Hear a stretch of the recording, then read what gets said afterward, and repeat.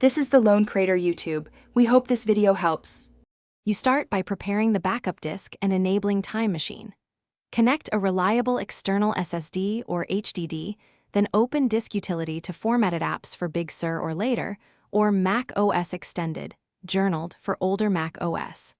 Once done, go to System Settings Time Machine and click Select Backup Disk.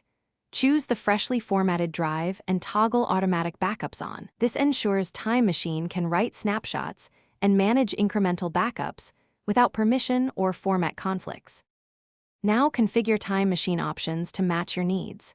Open Time Machine Preferences and click Options to exclude directories like virtual machines or media libraries that would bloat backups.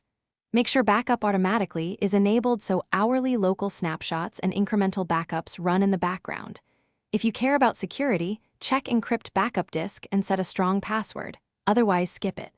Finally, verify backup size and available space to confirm the drive can hold multiple versions before starting the first full backup.